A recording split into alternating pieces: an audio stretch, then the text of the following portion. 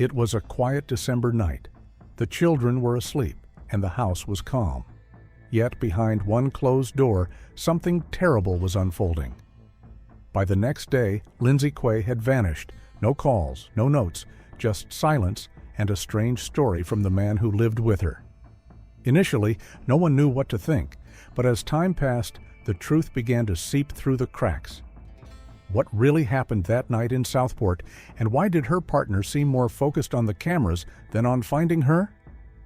This is the story of a woman who tried to escape and a man who deceived almost everyone until he didn't. Lynsey Wilson was born on May 22, 1977, in the seaside town of Southport near Liverpool. As one of 6 children in a warm and united household, Lynsey thrived in the nurturing environment created by her parents, Peter and Linda. Her bond with her siblings was strong, especially with her brother Peter, who was just a year older and shared her laughter, secrets, and closest friends. Lynsey was the kind of person others gravitated toward, full of energy, compassion, and joy. However, her life took a turn in 1995. At just 17, already pregnant from a previous relationship, she met 20-year-old Lynsey Quy through her brother, who worked with him at a local casino. What began as a promising connection quickly turned into a whirlwind romance. Within a week, they were engaged, and weeks later, they were married. But not everyone celebrated. Mitchell's family was nearly absent at the ceremony, with only his brother Elliot attending. On that very day, Lynsey's father witnessed the couple's first argument, a bad omen, though no one could foresee how dire things would become. Lynsey Quy had grown up in Essex and moved to Southport as a teenager after the devastating death of his mother. With a father often away for work and a younger brother to care for, Mitchell was forced to grow up fast and alone. That pain hardened into something darker. The early days of marriage revealed the truth. Mitchell's charm faded, replaced by a harsh and rigid nature. He became possessive and volatile, insisting that everything go his way. Lynsey, who had hoped for stability, now found herself trapped. Not long after their wedding, Lynsey became pregnant again, but the instability surrounding her, the emotional whiplash and growing fear, forced her into a heartbreaking decision to end the pregnancy. It was a choice Mitchell never forgave. He exploded, leaving a scene of destruction, smashed windows, destroyed doors, and blood smeared across broken furniture. Mitchell had injured himself in a fit of rage, leaving a trail of chaos behind. This wouldn't be the last time he disappeared for days, abandoning Lynsey and their child while he chased affairs and wild nights. When he returned, it was with roses and apologies, tightening the cycle of abuse. Desperate to believe in the man she once loved, Lynsey gave him chance after chance, but each time she lost a piece of herself. Mitchell's control grew more insidious. He began cutting her off from everyone she loved, her friends, her siblings, even the father who had always been her protector. Bit by bit, he made himself the only voice in her world. Lynsey's life became dangerously isolated, every path to freedom blocked by the man who claimed to love her. Visitors were rare, and when they came, they left shaken. One of Lynsey's sisters recalled the eerie tension during a visit. The cold, hostile stare from Mitchell made it unmistakable that she wasn't welcome. As she left, Lynsey slipped her a note, a message written in fear, a plea for help. Lynsey tried to break free. She turned to a local support center for single mothers and was given housing.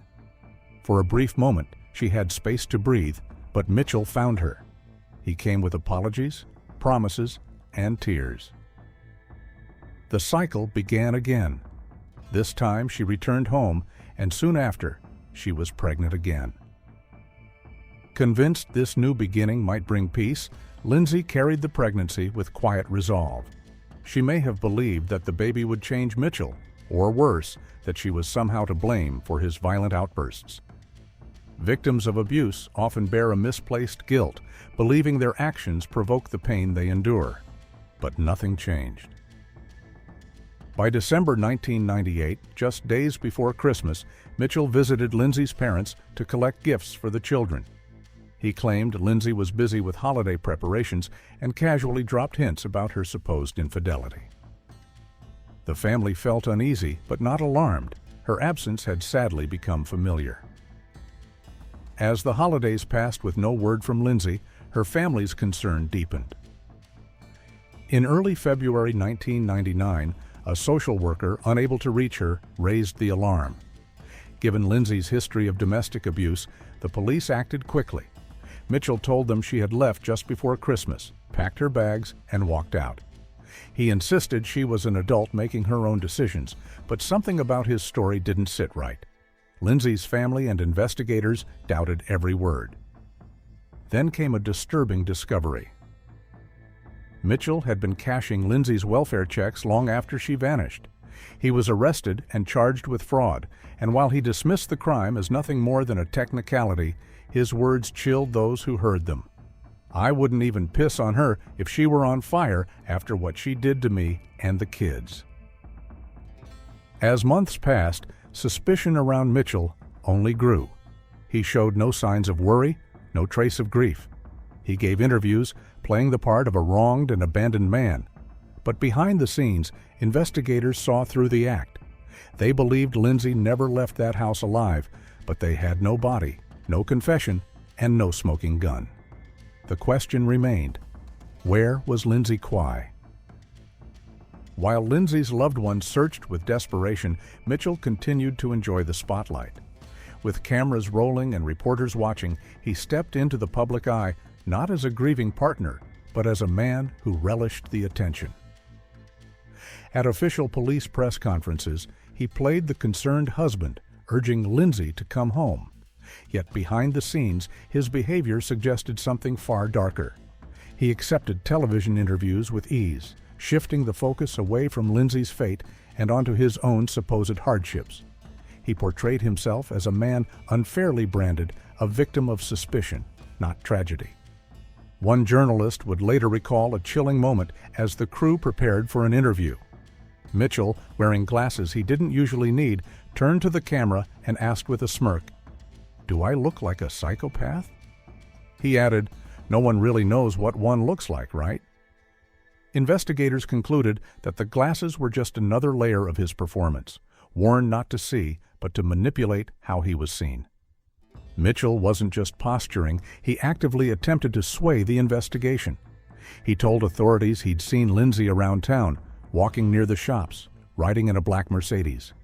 He insisted she was right there, close enough to speak, close enough to recognize, but no one else ever saw her. His accounts were uncorroborated and inconsistent.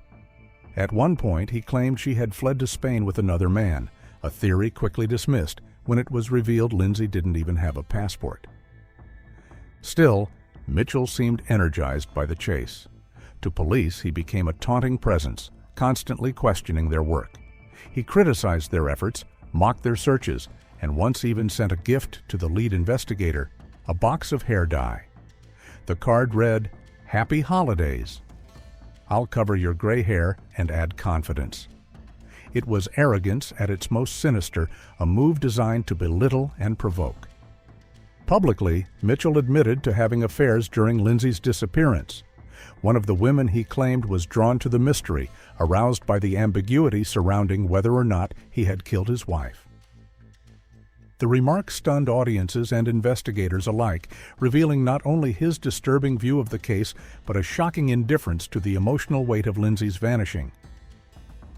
Despite extensive forensic efforts, the home he had once shared with Lynsey yielded no definitive evidence. Investigators did uncover large purchases of cleaning supplies, an ominous detail, but with no body and no proof of foul play, the case stalled. While Mitchell played games with the media and law enforcement, Lynsey's family endured the unbearable silence. Her father, Peter, led his own relentless search, putting up flyers across neighborhoods, not only to ask for help, but to confront Mitchell with Lynsey's face. Day after day, he searched canals, ditches, and muddy woodlands, clinging to hope, yet burdened by a growing certainty. Peter had long suspected Mitchell was responsible, but with no body, no confession, and no closure, all he had was grief and questions. Each week, Peter stood at the threshold of a nightmare, picking up his grandchildren from the man he believed had murdered his daughter.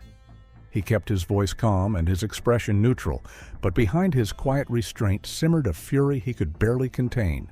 For Lynsey, for her children, for the truth that still felt just out of reach. Meanwhile, the case caught the attention of journalist and filmmaker Chris Malone. After spotting Mitchell on a local news segment in October 1999, Chris was intrigued. Here was a man at the center of a murder investigation, still free and still smiling. He traveled to Southport and knocked on Mitchell's door, proposing to document his side of the story. Without hesitation, Mitchell agreed. Over the next several months, Chris and his crew recorded intimate glimpses into Mitchell's world. The result was deeply unsettling. An arrogant, self-absorbed man who treated the camera like a mirror. Lynsey's family and the police offered a stark contrast, voices filled with sorrow, disbelief, and resolve. As time passed, cracks began to show. Under pressure from relentless investigators and public scrutiny, Mitchell's mask began to slip. During one shoot, he snapped, "I don't want to do this anymore, Chris. I told you why. You're putting me in a bad light. Turn it off." Then came a turning point. On June 9th, 18 months after Lynsey vanished, police formally declared her dead. That same day, they arrested Mitchell for her murder. He refused to answer questions, repeating only 2 words: "No comment." The case was perilously thin. No body, no crime scene, just fragments of circumstantial evidence and a long trail of disturbing behavior. But then came the shock. After just one night in custody, Mitchell confessed. He admitted to killing Lynsey on December 15, 1998. Investigators believe that earlier that day, Lynsey had told him she was filing for divorce. That evening, he strangled her in their bedroom, just steps away from where their 2 young children were sleeping. Over the next 48 hours, Mitchell carried out an unthinkable act in the attic of their family home. He dismembered Lynsey's body. He did not act alone. His brother Elliot, who had once worked in a butcher shop, was brought in to help.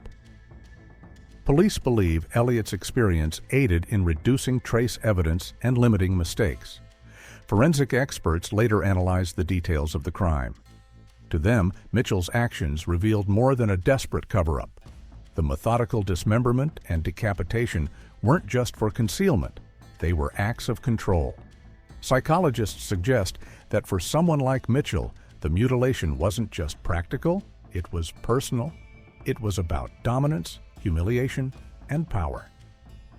But no matter how careful he was, the truth eventually caught up with him. When it did, it revealed a man not only capable of unimaginable cruelty, but someone who believed he could orchestrate every detail and get away with it. Lynsey Quy had never been known for his independence. Investigators described him as someone with limited cognitive ability, likely in need of specialized care. His entire world revolved around one person, his older brother, Mitchell. It was Mitchell's influence that pulled him into something unimaginably dark.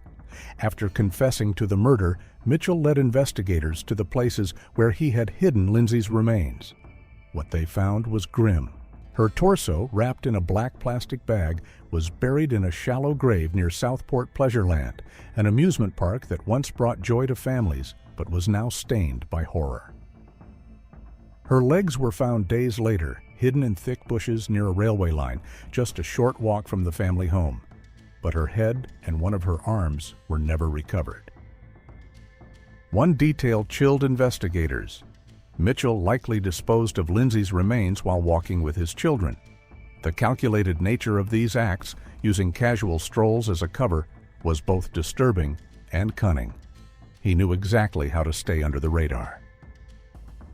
In January 2001, the case went to trial at Liverpool Crown Court. But before the trial could begin, Mitchell tried to rewrite his confession. He now claimed he hadn't killed Lynsey at all, only dismembered and disposed of her body. The story was so unbelievable that even his own legal team advised him to abandon it. Eventually, Mitchell admitted guilt on all charges. The court found him guilty not just of murder, but also of manipulating the investigation and deceiving law enforcement. He was sentenced to life in prison with the possibility of parole after 17 years. Elliot received 7 years, a sentence many in Lynsey's family found far too lenient. The outcome brought some relief, but no peace. Tragically, just 3 months after sentencing, the family suffered another devastating loss. Lynsey's brother Peter was found dead in the attic of their childhood home. He had taken his own life. No note was left behind, but those closest to him understood why. Peter had never forgiven himself for introducing Lynsey to Mitchell. In the months following her death, he sank into a deep depression, isolating himself and spiraling into guilt. He often said his life had no meaning without his sister. His father, the man who had carried the weight of Lynsey's loss, was the one to discover Peter's body.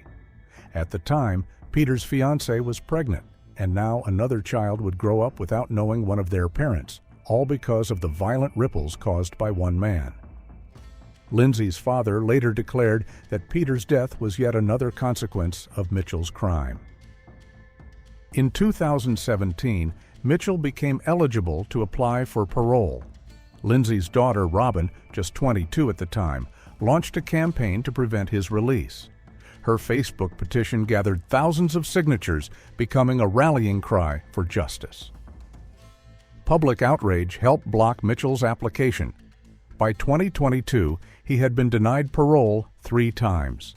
His continued manipulative behavior in prison, including aggressive outbursts and involvement in drug smuggling, only strengthened the case against his release. Lynsey's children, Robin and Jack, were raised by her family, surrounded by love, care, and the kind of stability their mother had always hoped to give them.